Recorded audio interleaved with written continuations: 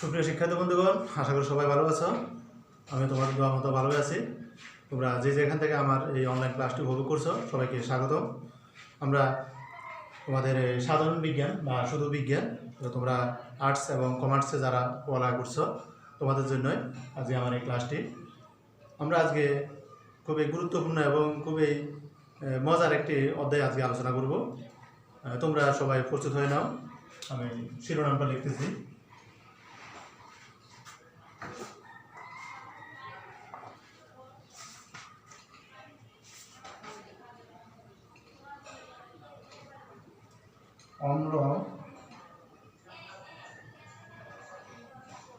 অম্ল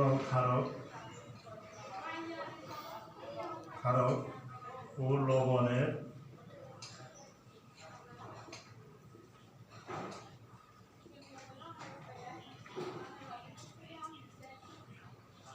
এই অধ্যায়ে আমরা আজকে শুধু অ্যাসিড প্রফেশন নিয়ে আজকে আলোচনা করব।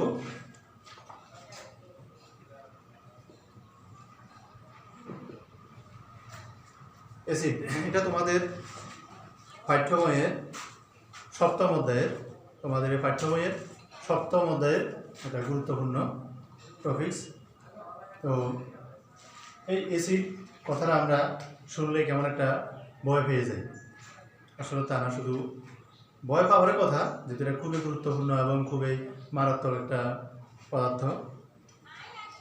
আমরা অনেকেই অ্যাসিড বলতে কিছু গুরুত্বপূর্ণ অ্যাসিড যেমন সালফিক অ্যাসিড, ল্যাকটিক অ্যাসিড, এগুলো চিনি, এগুলো সম্পর্কে আমরা শুনেছি। তো আজকে আমরা এগুলো ডিটেলস এগুলো আমরা আজকে পড়বো এখানে, এবং অ্যাসিডের ব্যবহার এগুলো আজকে আমরা জানবো। তো আমাদের প্রথমে আজকে জানতে হবে অ্যাসিড কী। আগে আমাদের অ্যাসিডের সংজ্ঞাটা জানতে হবে। অ্যাসিড হচ্ছে, তোমরা খাতায় লিখে নাও,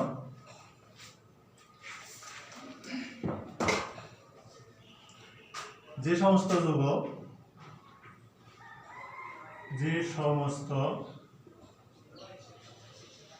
যৌগ জলীয়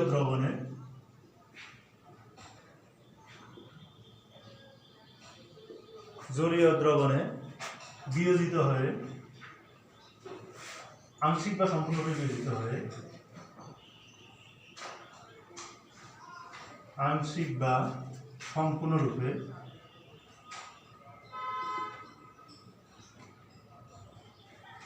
বিয়োজিত হয়ে হাইড্রোজেন আয়ন বা H+ তৈরি করে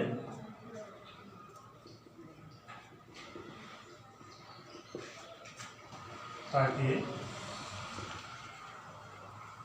অ্যাসিড বলে।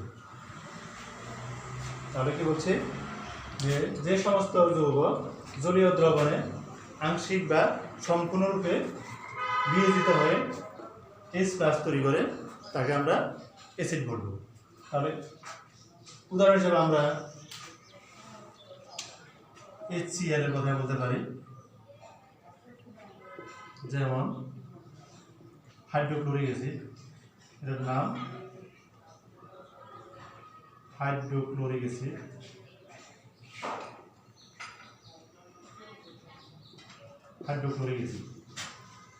আরও অনেক ধরনের অ্যাসিড রয়েছে।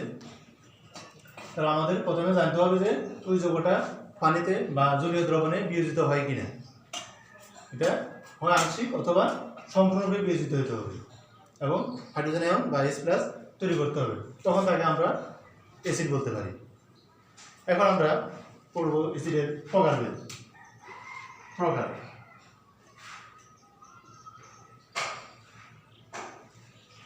অ্যাসিডকে দুই ভাগে ভাগ করা হয়েছে। প্রথমত হচ্ছে সবল অ্যাসিড,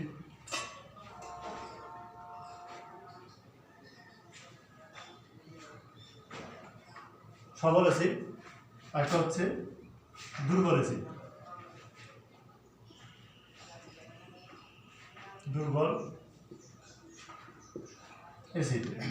তাহলে সবল অ্যাসিড বলতে এটা, এই শব্দটা শুনে আমরা বুঝতে পারছি যে এটা শক্তিশালী, মানে অনেক বেশি শক্তিশালী, তাই এটা সবল অ্যাসিড। আর দুর্বল অ্যাসিড বলতে এটা সবল থেকে কিছুটা নিষ্ক্রিয় বা শক্তি কিছুটা কম, তাই এটা দুর্বল অ্যাসিড। তো এই দুর্বল অ্যাসিডগুলো হয়তো আমরা তেমন চিনি না, তবে আমরা সবসময় এগুলো ব্যবহার করি, প্রতিনিয়ত ব্যবহার করি। দুর্বল অ্যাসিডগুলোর মধ্যে আমরা বলছি যে এটা অবশ্যই পানিতে বা জলীয় দ্রবণে এটা বিয়োজিত হবে, তবে এটা সম্পূর্ণভাবে বিয়োজিত হয় না, এটা আংশিক বিয়োজিত হবে। আর সবল অ্যাসিডগুলো সম্পূর্ণভাবে বিয়োজিত হয়ে হাইড্রোজেন আয়ন তৈরি করবে। এখন দুর্বল অ্যাসিডগুলো কী কী? আমরা যে সমস্ত ফল খেয়ে থাকি প্রতিনিয়ত, আমরা মনে করি সিজনাল অনেকগুলো ফল বর্তমান সময় আম, লিচু, কাঁঠাল, আনারস, এভাবে প্রতি সিজনে আমরা আমাদের দেশে প্রচুর ফল আমরা পেয়ে থাকি এবং আমরা খেয়ে থাকি। প্রত্যেকটা ফলের মধ্যেই অ্যাসিড রয়েছে। ফলে যে অ্যাসিডগুলো আমরা খেয়ে থাকি এগুলো আমাদের শরীরের জন্য খুবই গুরুত্বপূর্ণ এবং শরীরের অনেক কাজে আসে। এগুলোকে বলা হবে দুর্বল অ্যাসিড। তোমরা কয়েকটা দুর্বল অ্যাসিডের নাম দেখতে পারো। দুর্বল অ্যাসিড একটা আছে acidic acid. Acetic acid, acetic সংকেতটা দেখো, আপনাদের সংকেত CH3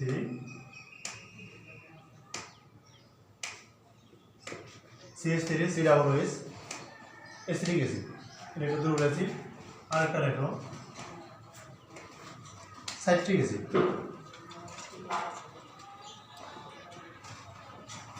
সাইট্রিক অ্যাসিড C6H8O7 হচ্ছে সাইট্রিক অ্যাসিড। আর একটা আছে oxalic acid.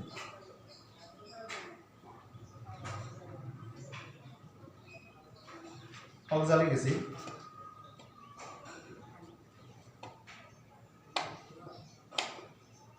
HOOC bond COOH, তাহলে এটা হচ্ছে oxalic acid.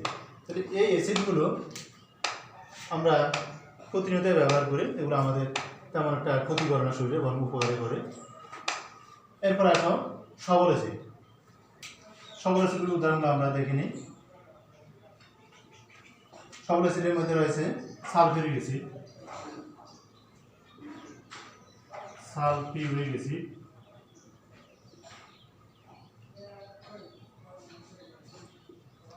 H2SO4, H2SO4 sulphuric acid. এরপরে আছে নাইট্রিক অ্যাসিড,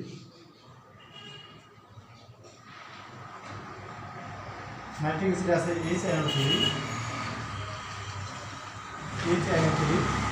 এরপরে আছে হাইড্রোক্লোরিক অ্যাসিড,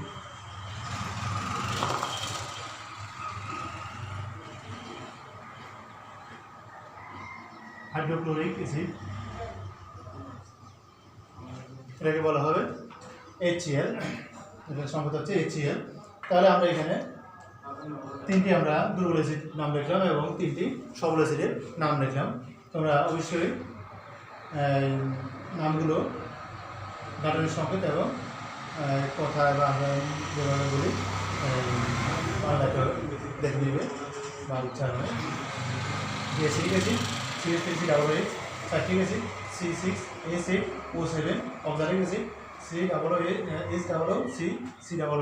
এটা তুল্যভাবে আছে এখানে। এরপরে sulphuric acid H2SO4, nitric acid HNO3, hydrochloric acid HCl। তাহলে এগুলো তোমরা গাঠনিক সংকেত এবং নাম দুইটাই শিখতে হবে। পরীক্ষাতে তোমাদের এগুলো প্রায় সময় এটা আসতে দেখি আমরা। এরপর আসো আমরা অ্যাসিডের ব্যবহার করব, এগুলো আমরা মুছে ফেলি। তোমরা নামগুলো তুলে নাও খাতায়।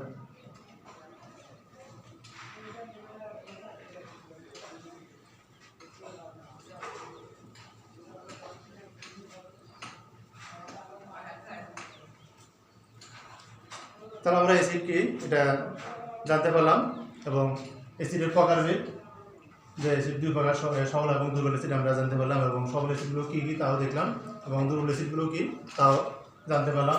এখন আমরা করব অ্যাসিডের ব্যবহার।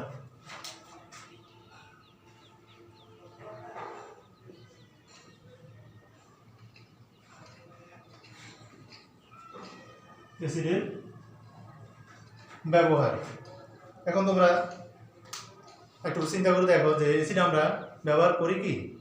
হ্যাঁ, অবশ্যই আমরা প্রতিনিয়তই সভ্যতা যত এগিয়ে যাচ্ছে আমরা প্রতিনিয়তই এই কেমিক্যাল বা অ্যাসিডের ব্যবহার প্রতিনিয়ত বাড়িয়ে দিচ্ছি প্রত্যেকটা ক্ষেত্রে। প্রথমে আমরা ব্যবহারিক ক্ষেত্রে আমরা একটু দেখি যে বলতা বা বিচ্ছু। তোমরা দেখো যে বলতা বা বিচ্ছু অনেক সময় এটা ফুল ফুটিয়ে দেয়, ভীষণ ব্যথা হয়, আমার অবশ্যই মনে আছে। তখন হুঁশ থাকে না যে কী করা হবে বা কী করতে হবে, যে ডাক্তার কাছে যাবে না ওষুধ লাগাবে না মলম লাগাবে, খুব দৌড়াদৌড়ি ছুটোছুটি হয়ে যায়। তো এখন কথা হচ্ছে যে এই বলতা বা বিচ্ছু এখানে ফুল ফুটিয়েছে, তাহলে এটা ব্যথা কেন করছে? ব্যথা করছে বলতা বা বিচ্ছুর ফুলের মধ্যে এখানে এক ধরনের কেমিক্যাল থাকবে, তার নাম হচ্ছে হিস্টামিন। হিস্টামিন নামক এই ক্ষার জাতীয় পদার্থের কারণে ব্যথাটা অনুভূত হয়। তাহলে আমরা কি বলছি? বলতা বা বিচ্ছু, বলতা বা বিচ্ছুর ফুল ফুটানো, ফুল ফুটানো। তাহলে এটার কি থাকে? হিস্টামিন। হিস্টামিন হিস্টামিন নামক এক প্রকার ক্ষারক। এখন এই ক্ষারককে যদি আমরা দূর করতে হয় তাহলে অবশ্যই এখানে অ্যাসিড দিতে হবে। এখন আমরা ওই স্থানে যেখানে বিচ্ছু ফুল ফুটিয়েছে সেখানে যদি আমরা ভিনেগার যদি লাগিয়ে দিই, ভিনেগার তোমাদের প্রায় পরিবারে থাকে এখন, ভিনেগার বা সিরকা তোমরা অবশ্যই চিনো। এই ভিনেগার যদি আমরা ওই স্থানে লাগিয়ে দিই তাহলে সেই ভিনেগার এটা অ্যাসিড, সেই অ্যাসিডটা এখানে ক্ষারের সাথে বিক্রিয়া করে এই ক্ষারকে প্রশমিত করে ফেলবে, সেখানে ব্যথাটা তোমার চলে যাবে, এটা নিরাময় হয়ে যাবে। আমরা এই বলতা বা বিচ্ছুর ব্যথা থেকে আমরা নিষ্কৃতি পেতেও আমরা অ্যাসিড ব্যবহার করি। এরপরে দ্বিতীয়ত আমরা দেখি মাংস, পোলাও, বিরিয়ানি। আমরা যখন বিয়ে বাড়িতে বা কোনো অনুষ্ঠানে বা পরিবারেও আমরা যখন এগুলো খেয়ে থাকি, মাংস, পোলাও, বিরিয়ানি, মাংস, পোলাও, বিরিয়ানি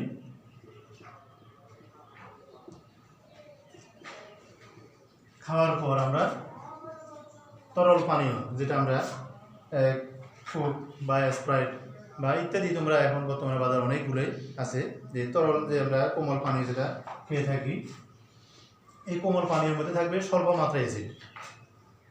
এই স্বল্প মাত্রায় অ্যাসিড আমাদের কেন খেতে হয়? যে মাংস, পোলাও, বিরিয়ানি এগুলো উচ্চ মাত্রার ফ্যাট জাতীয় খাবার, এগুলো হজম করতে আমাদের পাকস্থলীতে যে হাইড্রোক্লোরিক অ্যাসিড থাকে বা এই স্বল্প মাত্রার অ্যাসিড থাকে, এই অ্যাসিডে কিন্তু হয় না। এটাকে বাড়তি আর অ্যাসিড যোগ করার জন্য আমরা তখন কোমল পানীয় পান করতে হবে। কোমল পানীয়, কোমল পানীয়ের মধ্যে তাহলে লিমিট মাত্রা বা স্বল্প পরিমাণে সেখানে অ্যাসিড যোগ করা হয়ে থাকে, সেই অ্যাসিডে আমাদের পাকস্থলীর হজম শক্তিকে বাড়িয়ে দেয়। তাহলে এই ক্ষেত্রে খাওয়া দাওয়ার ক্ষেত্রে তাহলে আমরা দেখতে পাচ্ছি এখানে অ্যাসিডের ব্যবহার হয়ে থাকে। এরপরে আসো তৃতীয়ত জৈব অ্যাসিড। জৈব অ্যাসিডগুলো আমরা অনেকেই চিনি তবে জানি না। জৈব অ্যাসিডের ব্যবহার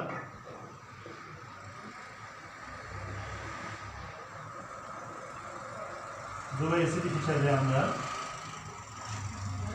বিভিন্ন রকম ফল, যেমন লেবু, কমলা, আপেল, আঙ্গুর,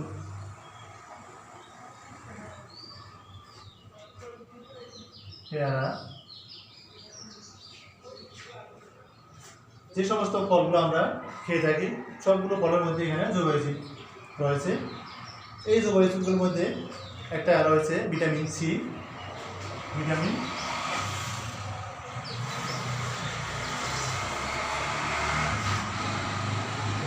সি, যেটাকে অ্যাসকর্বিক অ্যাসিড বলা হয়। অ্যাসকর্বিক অ্যাসিড,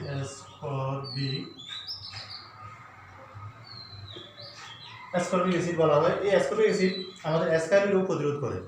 তাহলে এই অ্যাসিড, এটা জৈব অ্যাসিড, জৈব অ্যাসিড হওয়ার পরে এটা আমাদের শরীরের জন্য উপকারী, প্রতিনিয়ত আমাদের খেতে হবে, প্রতিদিন খেতে হবে। আমরা জানি যে এই অ্যাসকর্বিক অ্যাসিড বা ভিটামিন সি শরীরে জমা থাকে না এবং প্রতিদিন বয়স হিসাবে আমাদের নির্দিষ্ট মাত্রায় ভিটামিন সি আমাদের গ্রহণ করতে হয়। যদি ভিটামিন সি আমরা না খেয়ে থাকি তাহলে এখানে অ্যাসকর্বিক রোগ আমাদের অবশ্যই হবে এবং দাঁত ফুলে যাওয়া, দাঁতের ব্যথা, দাঁত মাড়ি থেকে রক্ত পড়া ইত্যাদি রোগ হয়ে থাকে, অথবা চামড়া খসখসে হয়ে যাওয়া চামড়া রোগগুলো হয়ে থাকে।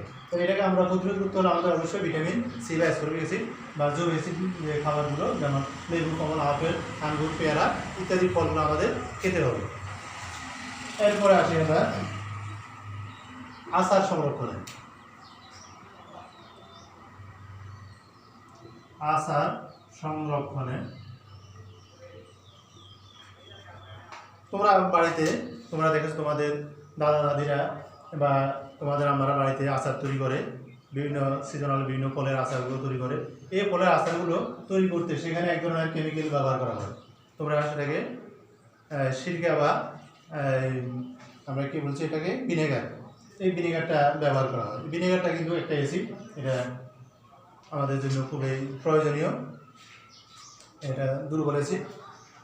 এই ভিনেগার ব্যবহার করা হয়। তাহলে আমরা জানতে পারলাম যে আচার সংরক্ষণে ভিনেগার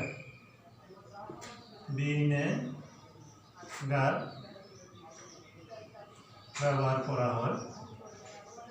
তাহলে এই ভিনেগার এক প্রকার অ্যাসিড এবং এই অ্যাসিডের আচার সংরক্ষণে ব্যবহৃত হয়। এটা যখন আচারের মধ্যে দেওয়া হবে তখন সেখানে ছত্রাক বা কোনো অণুজীব সেখানে আক্রমণ করবে না এবং এটা দীর্ঘদিন প্রিজার্ভ করে রাখা যাবে। এরপরে আসো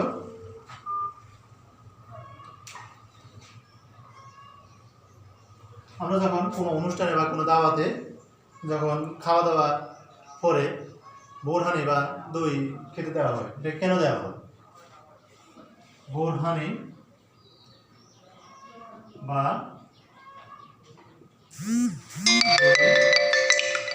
এই বোরহানি বা দইতে ল্যাকটিক অ্যাসিড থাকে।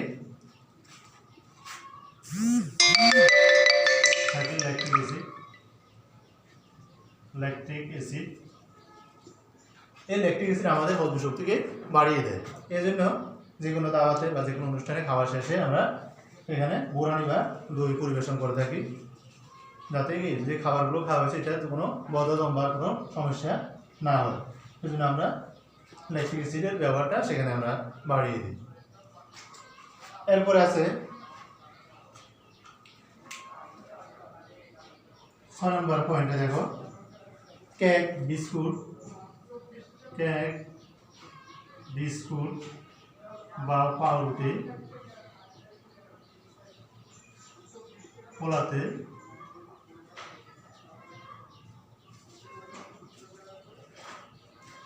পোলাতে আমরা জানি সেখানে বেকিং সোডা ব্যবহার করা হয়।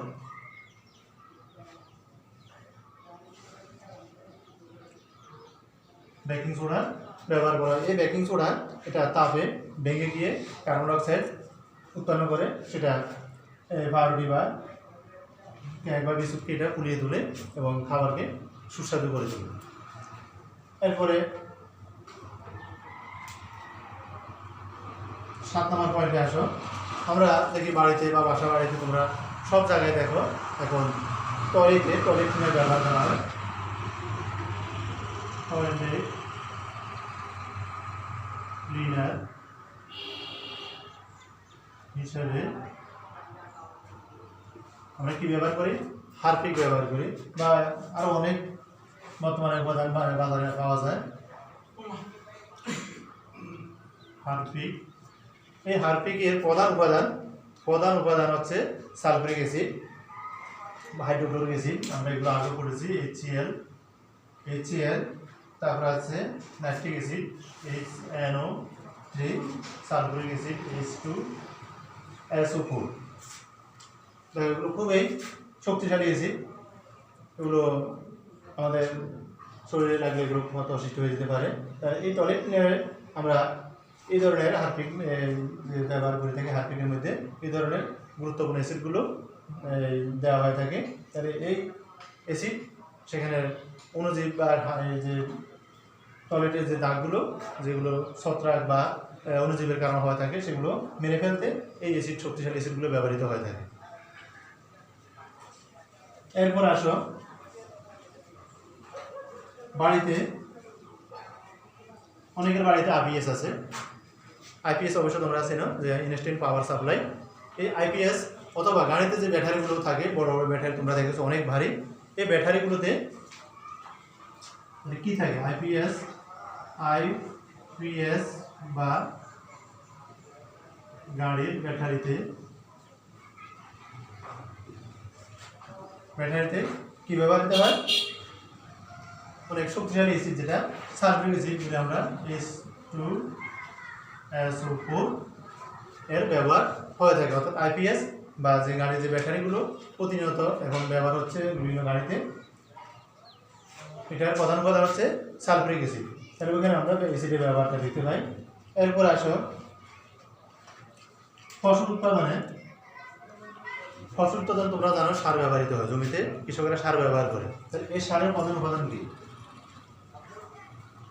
ফসল উৎপাদনে সার ব্যবহার। তাহলে এই সারগুলো তৈরি করা হয় সাধারণত অ্যামোনিয়াম নাইট্রেট, দেখো NH4 NO3, এটা অ্যামোনিয়াম নাইট্রেট। এখানে NH4 যদি এখানে 3 থাকে তাহলে এটা হবে অ্যামোনিয়াম, আর এখানে NH4 থাকার কারণটা অ্যামোনিয়াম নাইট্রেট। আর একটা হচ্ছে অ্যামোনিয়াম সালফেট,